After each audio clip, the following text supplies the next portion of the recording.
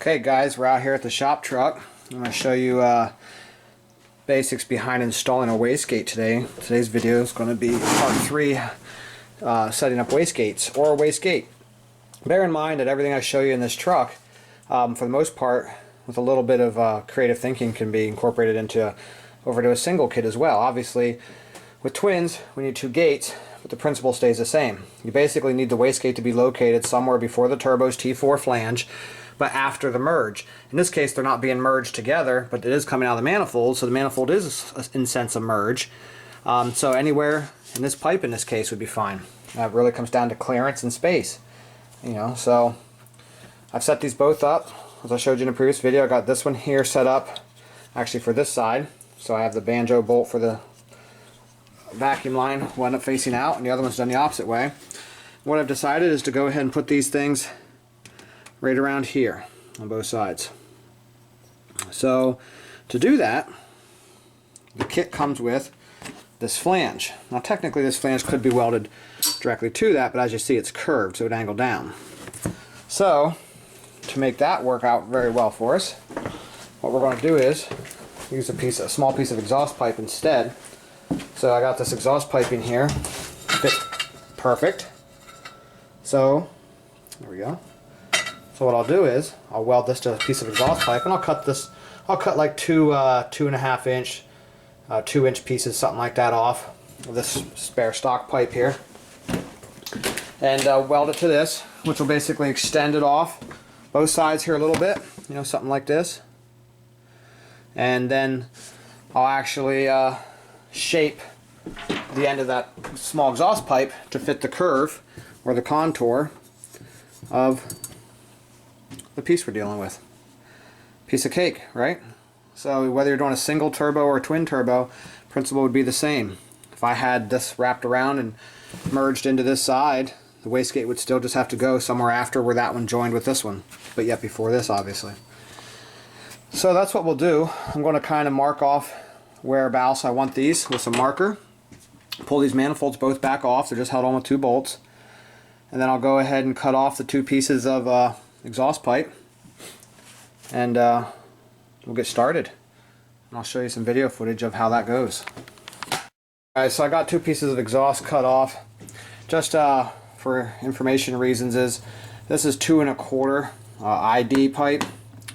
That just happens to be pretty much exactly flush with the outside of this. So that being said, it shouldn't create any restriction.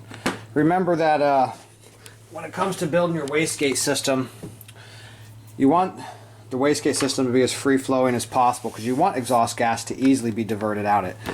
And that comes down to what's even called the dump tube. Now the dump tube, which comes off this side, is actually going to be smaller than this side. As you'll see here, let me prop the camera up and show you. Go like this. This would actually be rather large. I can show you better with the piece that's in the box. Let's see. We're going to dump tube. See, the dump tube also comes with this flange.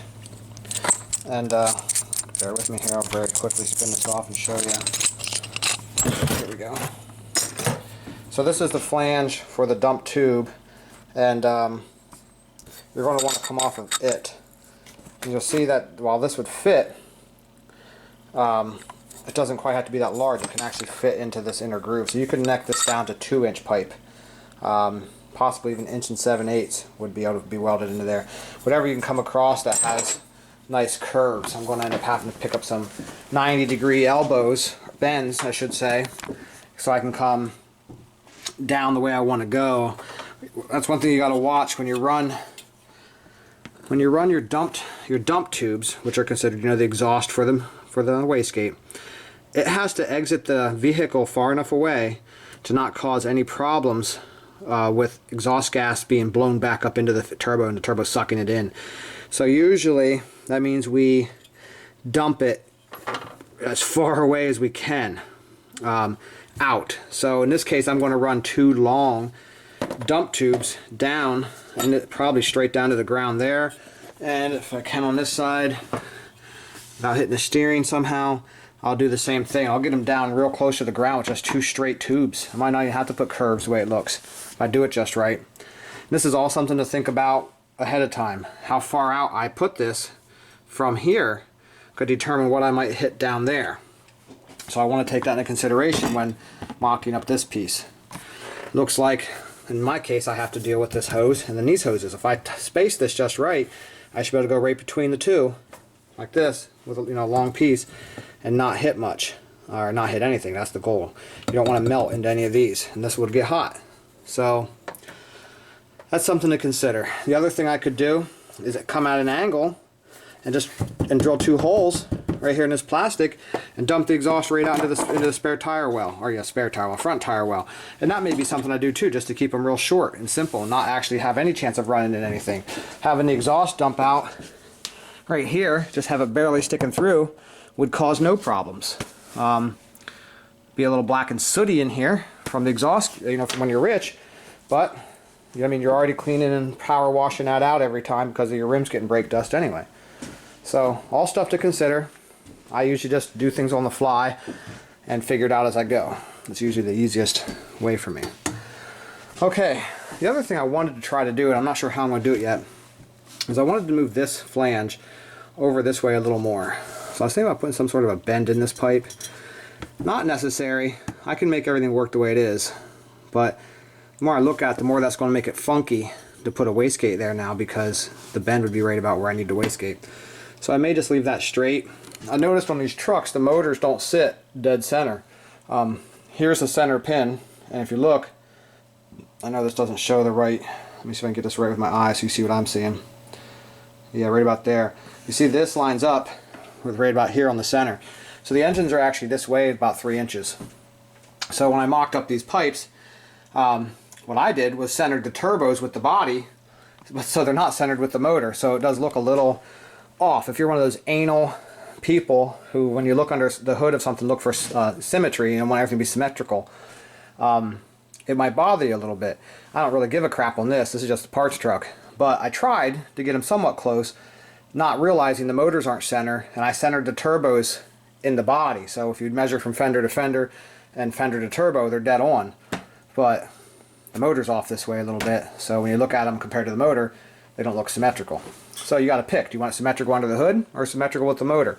I was going to move that one in a little bit and kind of do like a 50 cent one way, $half another. It wouldn't be quite level with the motor, but also not quite level with the fenders, or even, I should say, not level, and then your eyes wouldn't have picked it up as much.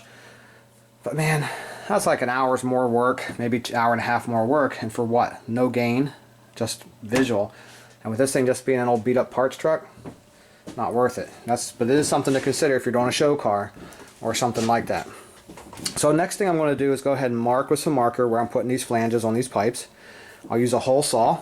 I'll drill into the pipes, and we'll get the welding process started, and we'll get them hung there, and I'll show you guys here in a second how easy it is. Really, this is only going to be a short video, but literally how easy it is to put wastegates into a system, and even go over a little more with how they work. Be back in a bit. Alright, so got one of the manifolds off, and as you see, I had marked where the top went. Knowing where the top went makes the rest easy. I can just kind of mark where center is now with a punch, and then got out my 2 1/4 inch hole saw, which, guys, by the way, if you don't own a decent hole saw kit, it makes the job go a lot easier, and they're not that much money.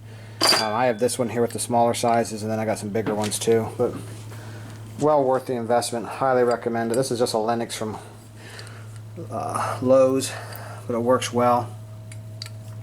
So what I'm going to do is I'm going to center mark where it's going to go, give it a center punch, give it a start. I'm going to drill in right there. Now remember, I don't want to go at this angle. Let me show you this. I want to be perpendicular with the T4 flange. So I'm going to be going in at an angle. So keep that in mind when you're drilling the hole best you can. You can always file this and adjust this accordingly. But I want the wastegate sticking straight out. This is the only one that'll cause that because it's curved. The other one will be a piece of cake because it's straight. Okay, pick up some footage with some of the next steps. Okay guys, so as we discovered earlier, we want to stick out about 2 inches. Because there's a curve here, obviously this sits out farther than this. So what you do is you'll set your pipe down in, get it towards flush, I'll tap it in, and I'm going to draw an eyebrow on there with the marker. Like so. Whoop. Like so. Now I'll do a better job off camera, but I just want to show you guys. Now when I take that out, I'll trim that, and then that'll fit in here nice all the way around. It'll be a beauty. I'll tap it in first and draw it. Just wanted to show you what we're doing. And then that's where the wastegate's going to end up going off the end of. Okay? So we'll pick up the video footage with me showing you that finished. Guys, here I am starting the welding up. Got it just about finished. One thing, like I mentioned before, that you're going to run into very often is gaps. And gaps can be a pain in the ass, and they're kind of unavoidable. But here what I did was, I had a pretty decent gap here from the way I had to angle this. It ended up making a gap here no matter how hard I tried to make it right. But I had the piece left over that I cut out. So I used my tin snips, sliced off a little eyebrow, tacked a little eyebrow in on both sides of this. And now, with some careful welding, keeping the heat low, I'll be able to actually meld that all together, and that'll look like one piece when I'm said and done, and it'll be nice and tight. So that's where we stand right now. I got her just about welded all the way around, and I'll brush it, check the weld, make sure I didn't miss any spots, hit it again if I did, finish that up, and the next thing is going to be to stick the flange on the front here for the wastegate. I'll show you that when we get there. Guys, I got the shaft or the tube or whatever you want to call it welded on. Turned out really good. Now I'm going to go ahead and weld the flange. These here, you want to make sure you don't get backwards. You want to make sure you get it right. Also, you can't go in too far with your bead on here because there's a V-band that wraps around this, and you don't want interference. This is also much thicker than this. So I'm not a welding expert, so don't let me pretend to give you advice, but what I found works is to tack it a couple times so it can't move, and then when you're welding, focus kind of on the heat mostly going into the thicker stainless part here, and let the puddle kind of run down and attach it to the thinner mild steel. Yeah, I know people say, oh, you shouldn't weld stainless to mild and back and forth, but these are budget builds. We'll do what we want. Works. This thing's only got to make 800 horsepower. We're not looking for 7-second truck or anything crazy, or anything going to win no car shows. So anyway, I'll start on that. I'll show you the finished product when it's done. It's going to look awesome. I can tell already. It's nice and straight with the flange, the way we want it. So pick up here some video footage when she's done. Hey guys, today's video is going to be about putting the wastegates on the parts truck. But before we got to the garage and I show you guys how I'm going to go about doing that, I'm going to show you how I like to set up the wastegates beforehand. I actually have another video on my YouTube channel you can search that says, you know, how to set up the wastegate, but I just want to touch base with you on it a little bit again. The wastegates come pre-installed, at least our versions do. These are our MVR versions. They come pre-installed with like a 6-ish pound spring. The reason I say ish is because back pressure and everything else will really determine what it ends up being. But I like to run at least half of the PSI I'm going to be running with just spring pressure, and then get the rest of it with boost controller. So it also comes with these 2 extra springs. So what you do is you just take it apart. I like to use one of these old wood clamps, you know, to hold it together while you take the screws out, plus to hold it together when you're putting them back in. Makes it easier. What I'm going to do is I'm going to go ahead and stack these 2 together, I believe. And that should put me up around 10 or so. I don't think we're going to go much past 15 on this. So these ought to be fine. If not, we always have this one to add in later. But this will be a good starting point. You can watch my other video in which I show you how to go ahead and set up the wastegate out of the box, install the fittings, the little plugs. While I have it apart, I also just like to take an Allen wrench and double check all the connections to make sure they're all tight and snug. I mean, let's face it, everybody, no matter whose quality product it is, somebody could have had a bad day at work and just did a shitty job. So it's always good to double check. Alright guys, so I'm going to go ahead and put these together with the springs and get the plugs and everything put in the way I want. And we'll pick up some video footage with how I'm going to do it on the truck actually. Okay guys, so this manifold's on and done. One thing I could have done is made this 2-inch pipe a little shorter. Could have probably knocked an inch off of there. Would have brought this back and hugged it in a little closer. But as you see, there's no problem. We have to do something about this hose and this bracketry with this thing here anyway. We've already planned about that before. It's just touching against right there. But here's where you'll do your vacuum line. I can still shoot right out. It looks like we're going to clear everything. Go right out through that fender for the dump, or I guess what you call a dump tube. So that's it on this side. I'll go ahead and get started on the other one now. In here and look.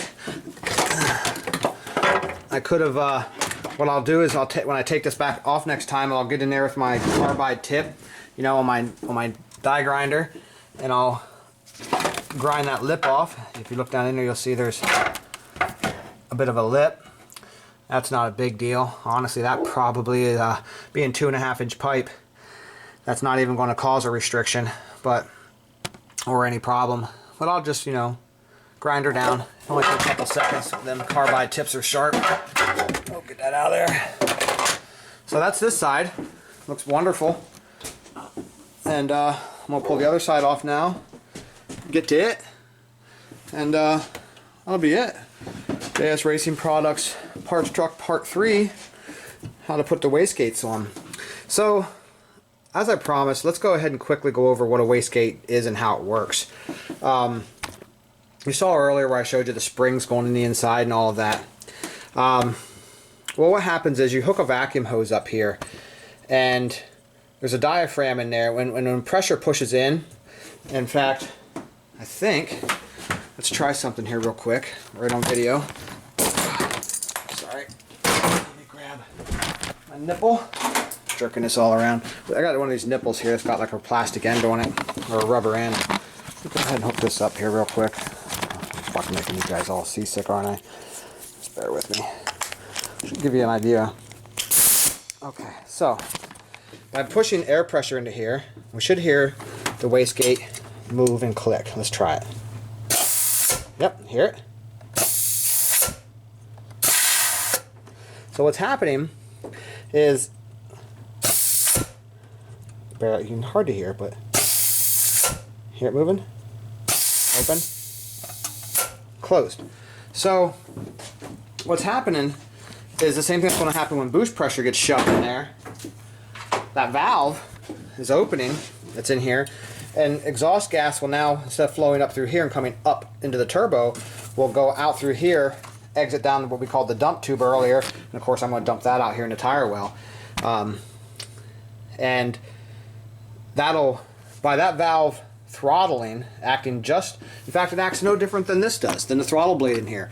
By adjusting airflow, by controlling how much exhaust is going in and out, you know, except for it's moving this way, it'll throttle or control the RPM of the turbochargers and keep their RPM hovering around the RPM required to meet the amount of spring pressure in here.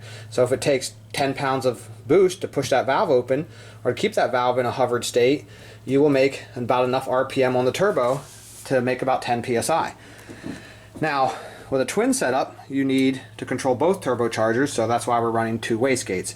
On a single setup, they would have been joined together into a merge or came through something like that log down there on the floor.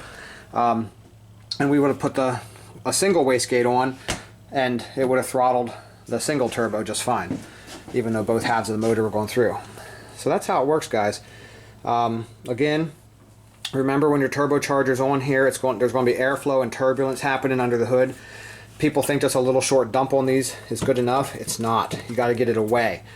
Dyno guys can tell you that some of them have seen super and significant horsepower gains on some people's setups just by getting the dump tube exiting the right way, because the turbo was ingesting spent exhaust gas, which really plummets horsepower into the toilet. So make sure you exit it out. By me drilling a hole through this inner fender well, and I'm going to crank the wheel all the way or something here and get in there and drill a hole, and I'm going to have mine exit right out into that cavity. That'll keep it, this plastic shield will, you know, sealed away, and it'll keep it from being able to ingest it. Alright, let me get the other manifold off, get that one started, show you guys some video footage of that, and then may even do the dump tubes tonight. Yeah, I'd like to. I think I can. And we'll call the video over once I have both done. Guys, like I said, this side's going to be a little easier.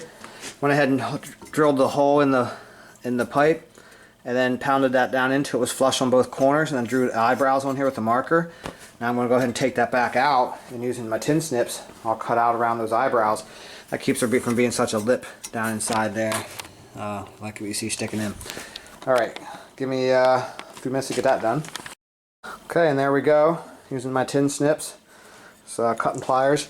I just went around there real quick, and now I'll go ahead and set that down in there and tack weld it up, perimeter weld it, make sure I have it the right angles I want before I start, and next thing then we'll go ahead and weld on the flange on the outside. And this one will be done. This is literally a I don't know, exaggeration, 5-minute, 10-minute job. It's easy. Alright, pick up with the video with it done. Wow, you guys know what time this is. It's time to show you both of them mounted back on. Wastegate's done. Awesome looking. Get up here with the light so you can see real good. There we go. This clears everything nice. Aiming pretty much straight down into the fender like we wanted. So, that's what I'm going to do next, I think. I think I'm going to take the time to actually go ahead and run the dump tubes. Why not? That's all part of the wastegate, isn't it? And this is the wastegate video. See, I have one thing I thought ahead of. This is, like I said earlier, about thinking ahead of things. Is you can stick the banjo bolt for the vacuum lines at 3 different ports, and then there's plugs for the ones you don't use. I set this one up to face the fender, and that one up to face the fender. So that way, when it comes to running the lines, they can be ran back here in the cool area, cool stuff, and come up to the block. Because I'm probably going to use a Y or a T or something on an existing vacuum line up there and plumb them all together. You can run your blow-off valve, your wastegate or wastegates, even your boost gauge, and all that stuff off of one vacuum source if you needed to. You just have to use a bunch of T's and Y's. Or get one of those little distribution blocks like Ford used. It goes on the firewall and it's got a bunch of nipples. Whatever you want. Alright, I'm going to go ahead and do the, what it looks like. Looks like even with all this stuff on there, I may even still be able to service my power steering fluid. Wouldn't that be cool? I have to have some tiny hands, but I was wondering about that. But it's not touching, and I got some header wrap on the way. We're going to wrap the manifolds from the welded spot up into here. I won't worry about wrapping the cast back there. That always ends up looking dumb. Maybe I'll paint them. I'm not sure. So, pick up the video here. We're showing you the dump tubes on and done. And then I think that'll be the end of wastegate part 3. Yeah, part 3 wastegate video. Alright guys, talk to you here in a few. Alright guys, wastegate dump tubes. Remember how we talked earlier about keeping the flow as high as you can? Makes the wastegate function as best of its possibilities, or the best of its potential. Well, so I went and found what size pipe fit inside this. Well, actually you want to fit it in this side over here, because this is the flange that goes up against the wastegate. And you can't interfere with the outside lip here at all, because that's where the clamp goes around. And I wasn't real happy with the size of the pipe that goes inside here. I never am. I always like to jump the size up. So what I've done is I've gone ahead and got these reducers, in this case expander, and you see that fits perfect in there. So it starts out as the 1 3/4 inch, and then jumps up to 1 7/8 inch. So then I went and got this pipe here that actually fits perfect inside there. So that jumps it up. As you see, it won't fit in there though. And then I don't want to butt weld that. I want a nice secure fitting. So I'm going to be able to weld that to that really nicely. And then this here slides in there so tight, I'll only have to put a couple tacks and it'll be airtight.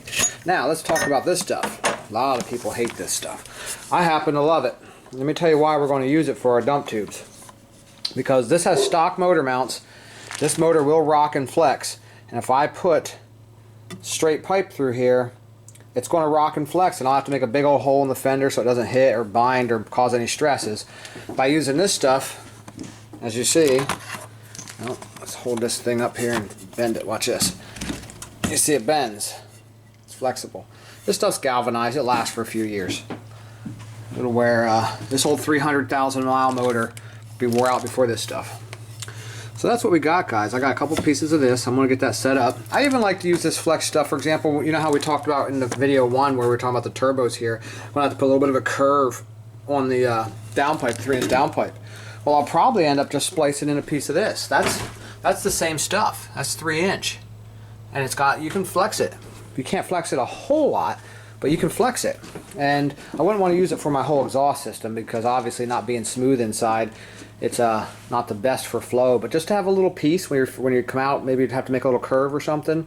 Just to have a little piece or something there is not a big deal. And once it's wrapped up in header wrap, nobody knows the wiser anyway. So that's the plan. I'm gonna go ahead and do both dump tubes before I pick the video up again, so I'm not boring you guys with these short little segments. And I'll show you the finished product, and that'll be the end of the video. How to install wastegates. See you in a bit. Okay, guys. So finishing up. I didn't put this one on just yet because I wanted to show you. I just did a hole saw right.